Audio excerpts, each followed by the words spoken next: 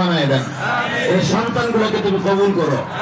আল্লাহ এরা যে জিনিস কেন পাইবো, জিনিস কেন বিউটির মতো বিউটিফুল বানায় দিও, আল্লাহ কবুল করেন। যখন আমিন।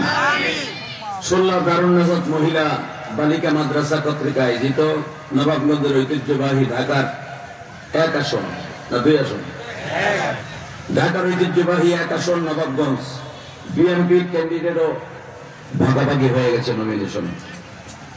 আমাদের এখানে নমিনেশন পেয়েছেন আমার অত্যন্ত বন্ধুবর, খুব মহব্বতের একজন মানুষ। 17 বছর তিনি কারা নির্যাতিত, বিভিন্ন সময় জেলে গেছেন, বিভিন্ন সময় মায়ের খেয়েছেন, রিমান্ড খেয়েছেন, এমনকি নবাবগঞ্জের রাস্তায় ফেলায়ও তারা ভিড়েছে। কথা কথা কেন? মা মাটির বন্ধু, অত্যন্ত ভালো মানুষ, আমার একজন চয়েসের মানুষ। আমার সাথে কত বাজে দেখা হয়েছে আমি নিজেও বলতে পারবো না। যতবার দেখা হয়েছে মনে করছি লোকটা মাটির মা।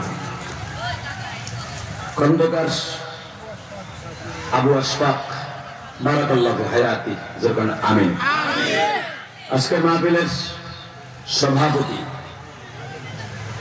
এখানে 2 জন সভাপতির নাম আসছে, মুফতি আব্দুর রহমান নীলফামারী, আব্দুল সালাম আশরাফি, কে আছে 2 জন। আজকের মাহফিলে যিনি আমার আগে ওয়াজ করেছেন, বাংলাদেশের মধ্যে ছাত্র গড়ার, শিক্ষক গড়ার কারিগর, আলেমদের নয়নমণি, কেরানীগঞ্জের নবাবগঞ্জের আলেমদের নয়নমণি, হাজারো আলেমের উস্তাদ, শাইখুল উলামা, শাইখুল হাদিস হযরত আল্লামা মাওলানা মুফতি জাহিদুল ইসলাম কাসেমি বারাকাল্লাহু হায়াতি। আজকের মাহফিলে আরো অনেক উলামায়ে কেরাম ওয়াজ করেছেন। সকলকে জানাই আমার অন্তঃস্থল থেকে ধন্যবাদ, মোবারকবাদ। বলেন তো বাবা, এই পৃথিবীর মালিক কে? আল্লাহ। বাবা তোমরা যে কয়জন বসছো না, কথা বলবা না, শোনা বলি যা, তোমরা তো এক একজন এক এক জায়গায় বসো। তোরা যে কটা বসছিস না, তুই এদিকে তুই হ, তুই বিসিলের সামনে আয়, তুই ওইখানে সভাপতি, আমি বুঝে লেছি। এক একজন এক এক জায়গায় আমরা থাক থাকবো, এক একজনের মাঝখানে এক এক থাক থাকবো, কারো আলু কারোর সাথে মিলবো না।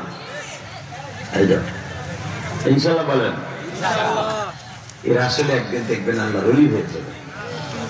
আমি ইলিয়াসের যে আপনি ওর মতো বয়সে লুঙ্গি ঠিক মতো করি নাই, এখন আমি কত কথা করি, ঠিক মতো লুঙ্গিও করি না, প্যান্টও করি নাই।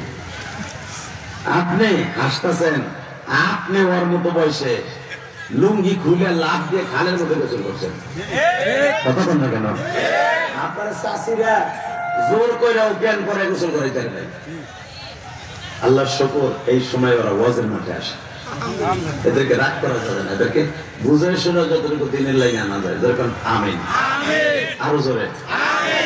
এই তোমার মাইক কেমন করতেছে, মাইকের আওয়াজ চিকন করো, মনে এটা ঠিক করো, ধর ঠিক থাকবো। আর মাইক পুরো অন্যদিকে ঘুরাই দাও। এখনো হয় নাই, তোমার সেট ভালো না, উপরের না স্ট্যান্ডার্ড সেট রয়েছে, সবার আওয়াজ আছে। আল্লাহ আপনি আমাদেরকে মাফ করে দেন, আল্লাহ মাফ করে দেন।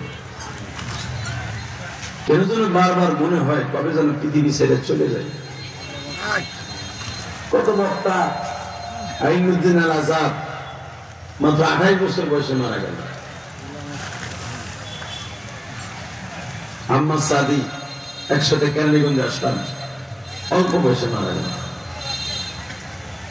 একসাথে রাজনীতি করছি, একসাথে মিছিল করছি, মিটিং করছি কেরানীগঞ্জে। আমার পাশের মসজিদে একসাথে খতিবগিরি করছি। আজ থেকে প্রায় 10 বছর আগে আল্লাহর বান্দা চলে গেল। এই তো দুনিয়ার নিয়ম।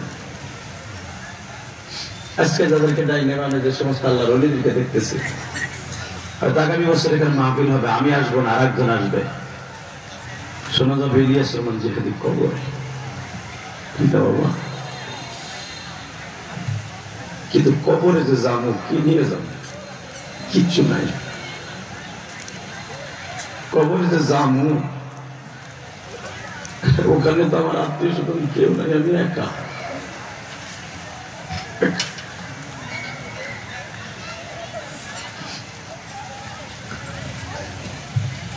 কিবা হবে সঙ্গে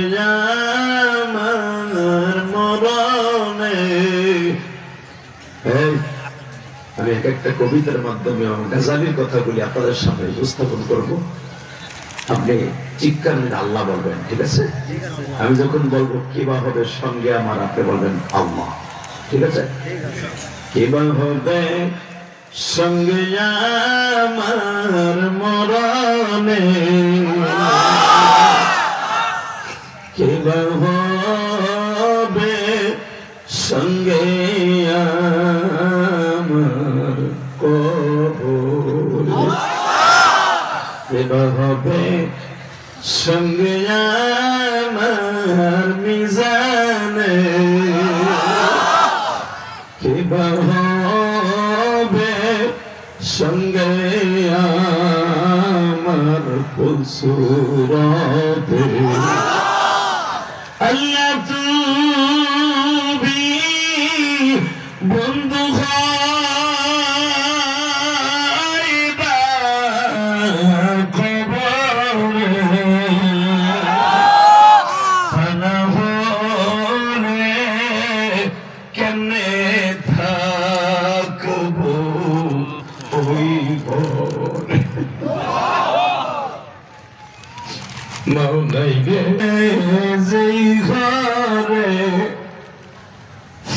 সঙ্গী সাথী কেহ